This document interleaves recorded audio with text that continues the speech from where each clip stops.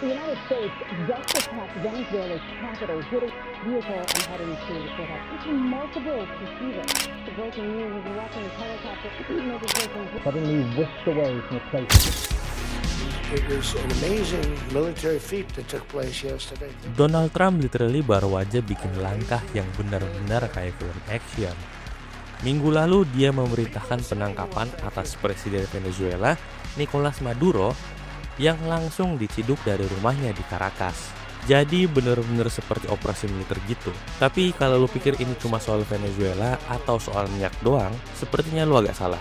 Ini sebenarnya tuh seperti pesan keras, sebuah surat cinta yang sangat agresif dari Donald Trump buat Xi Jinping. Intinya itu Trump seperti mau bilang, ini Amerika dan ini adalah halaman belakang gua.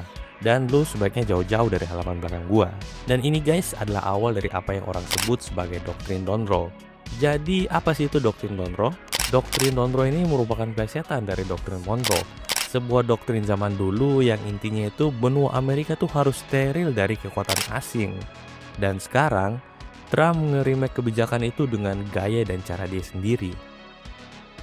Di strategi keamanan nasional terbaru dari Amerika Serikat, Gedung Putih itu udah nge-state dengan jelas bahwa Amerika Serikat punya hak buat nendang kekuatan saingannya yang coba-coba untuk menguasai aset strategis di wilayah ini.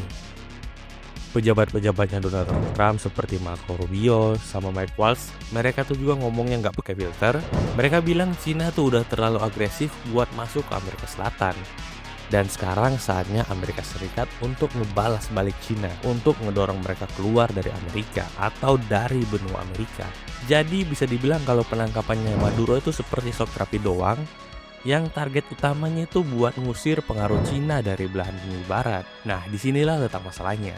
Ngomong China get out doang itu gampang, tapi eksekusinya tuh agak sedikit sulit gitu.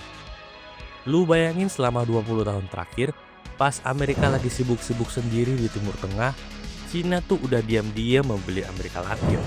Perdagangan barang Cina di sana tuh udah naik 40 kali lipat dan udah tembus hampir sekitar 518 miliar US dollar di tahun 2024. Orang-orang di sana tuh pakainya udah HP Xiaomi, naiknya tuh mobil BYD, bahkan pesan taksinya tuh pakai Didi dan bukan Uber.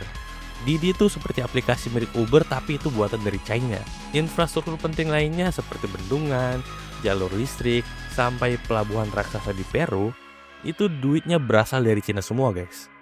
Jadi kalau Trump maksa negara-negara Amerika Latin buat mutusin hubungan ekonomi mereka sama Cina, buat cerai, padahal harta gonogininya itu udah nyampur. Jadi susah banget bro buat dipisahin. Terus gimana nih reaksi negara-negara tetangganya kayak Brazil, Meksiko, atau Kolombia? Ya jelas mereka tuh udah panik karena mereka tuh kejepit di tengah. Pejabat di Brasil sama Meksiko sih pengennya main aman buat tetap netral. Mereka masih tetap butuh duit dari Cina, tapi mereka takut sama sanksi dari Amerika Serikat. Sementara Kolombia, presidennya Gustavo Petro tuh udah kena semprot duluan dari Donald Trump. Dia bilang watch his ass atau bisa dibilang jaga kelakuan. Dari kalau teman-teman udah baca berita beberapa hari terakhir ini, militer Kolombia tuh udah dikerahkan buat ngejaga presiden mereka guys. Jadi memang Kolombia ini agak sedikit di ujung tombak mungkin bisa dibilang.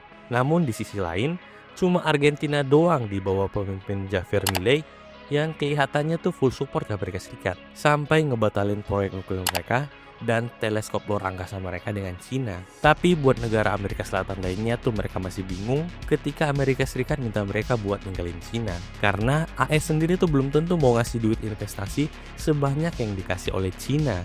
Di sisi lain Cina itu nggak diem aja. Di sini Cina jelas kaget sama penangkapan Maduro. Tapi mereka punya banyak kartu as, mereka punya investasi yang gede hampir di seluruh dunia, termasuk di dalam Amerika sendiri. Ada ahli dari Shanghai yang bilang kalau misalkan AS mulai nyandra bisnis Cina, Cina jelas bisa balas dengan ngelakuin hal yang sama.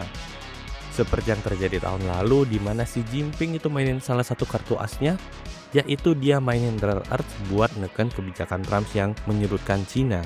Jadi di tahun 2026 ini banyak banget kegiatan yang unpredictable.